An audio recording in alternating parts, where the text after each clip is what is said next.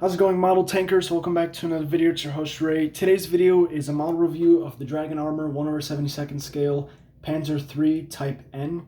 To my knowledge, this model was released sometime in the early 2010s.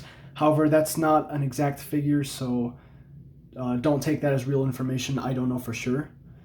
This video will consist of a very short discussion of the box, and then a discussion and analysis of the model's features. And at the end of the video, I'll give my recommendation of whether or not I recommend this model to other collectors.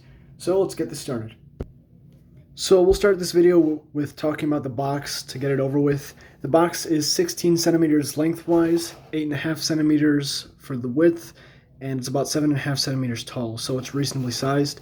I'll show you guys around the box. So here's the front, top, right side, back side. Back here you can see a bit of history on the Panzer III. Here's the left side. And oh, that's upside down. Here's the bottom. When you open up the box, the model is encased in its display case. The display case is made out of plastic and it looks pretty good. Inside the display case you can see this sort of plastic holder. It holds the tank in place pretty well and it prevents the turret from rotating during transport, so that's pretty nice. The tank is secured to the base by two very small screws, and here's what they look like. Obviously they will not be screwed in this position. They will be facing the other direction and screwed into the two bottom holes here on the bottom side of the tank. One thing I'd like to say about the screws is that the screws themselves, as well as their designated access holes, are very hard to reach with a normal screwdriver, or you can't reach them with a normal screwdriver, so you're going to need a very small one and a special one to remove the screws and remove the tank. And here's the tank itself. The tank is 8 centimeters long, it's 5 centimeters wide, and about 4 centimeters tall. These are approximate measurements, and these are by no means accurate. I'll give you guys a quick 360 of the tank so you can get a look at its features. And apologies if my fingers get in the way of anything.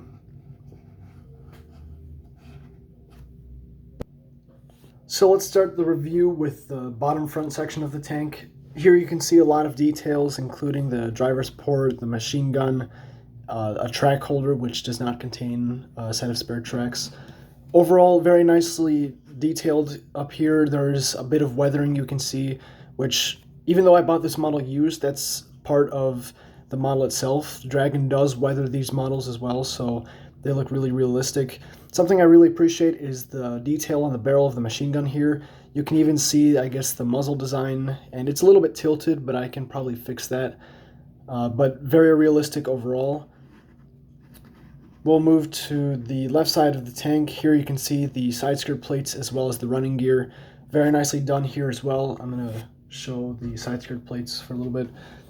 Something I really appreciate about the side skirt plates is that they're extremely thin and they're also kind of durable, so you can hold the tank relatively easily without having to worry about breaking the side skirt plates. And behind the side skirt plates on the top you can see all sorts of tools, provisions, and a lot of details. Very nicely done on this side. Everything is colored nicely and there's even weathering on there too. This is probably the best shot I can give you on the running gear. The running gear also looks nice. Obviously they are glued in place so the tracks do not roll. This is a display model, so it is not meant to be played with. The wheels are weathered nicely. You can see a bit of white dust here, which it's painted on. It's not really dust. The tracks are very sturdy. They don't come off of the wheels, so the wheels, they are glued to the tracks so the tracks don't move. And down here you can see a bit of detail on the other side too. And here are the screw holes I mentioned earlier. Even under here there is slight weathering, which looks fantastic. Here you can see the return rollers. I really can't say much on them, but that's what they look like. Transitioning over to the rear section of the tank, and apologies if there was a vibration. That was a notification on my phone. Transitioning to the rear, you can also see continued details and a lot of weathering back here. Here's a Balkan cross, which I'm not sure if it's printed too big because part of it leaks into this bottom section here. But no complaints back here. Everything looks aligned, glued nicely. I don't see any glue marks.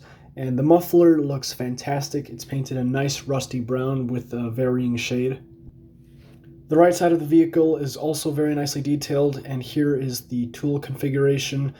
Obviously a very different set of tools on this side, as well as the antenna holder, which it appears to be a little bit bent. However, I'm not sure if that's accurate or not. I don't think it is. However, I might be wrong. Still very detailed and very nicely made. Now for the turret. The turret is also the same quality as the hull, very nicely done, and here you can see the weathering much better. The turret does rotate both directions, a full 360 degrees. The fit is rather stiff. However, the turret is removable from the hull, and here it is, there we go. You just have to give it a little pull, and here's what the inside of the tank looks like. You can see a large hex nut there for, I think, an added weight, because this model is made out of plastic, so it would be very light and very easy to mess with and move around if it did not have that weight in there. But here's what the turret looks like separated, and here's what the interior of the turret looks like. On my model, I'm not sure if this is 100% stock or not. It arrived with a small styrofoam piece inside the turret here, but you can even see they did some or partial gun breech details, which looks really good. Now the turret's back on the tank. The gun does elevate and depress within a wide range of motion. Looks very nice. The side skirt plates on the turret are very nicely done. They're attached nicely. You can see a few glue marks in some spots, like on these handles, which, by the way, oh, I thought these handles were 3D, or they had gaps in between where they're supposed to have gaps. But either way, there's a lot of weathering. You can see some I guess, removed metal here, just bare metal. There is a few glue marks, like right here and here, but they're barely noticeable. And I'm willing to cut some slack because this tank is pretty small, so it's very impressive the amount of detail that's included on this. Here's the backside of the turret and the side skirts. If you didn't see that earlier, there's the number 612 back here.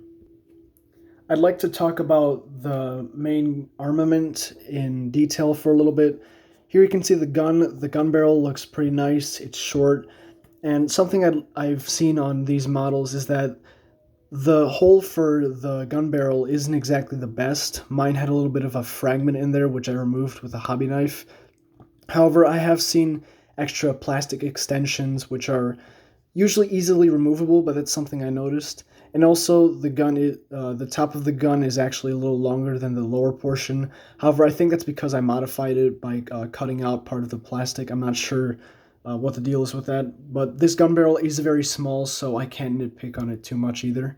And also something I'd like to point out is this machine gun here. It looks really nice. And that concludes the review. Now time for my personal recommendation. If it hadn't become apparently obvious, I'll make it blatantly obvious now. I really like this model. It's very nicely detailed. It's a bit more on the expensive side these days. I paid a full $50 US for this one, including shipping and stuff. But this usually retails for around $38 to $40 US plus shipping if you're ordering from an online website. So I do recommend this model. It's really nice. Make sure you are careful with it. Don't give it to some clumsy kid like someone I know, which was me a few years ago. Yeah, it's very nice. I recommend it. So if you can get your hands on one, by all means, go for it. And that concludes the video. Thank you so much for watching. If I missed anything, or if you have any questions or anything you'd like to say, by all means, feel free to drop that down below in the comment section. Like, comment, and subscribe, and stay tuned for more tank, airplane, and siren content. And I'll see you guys in my next video.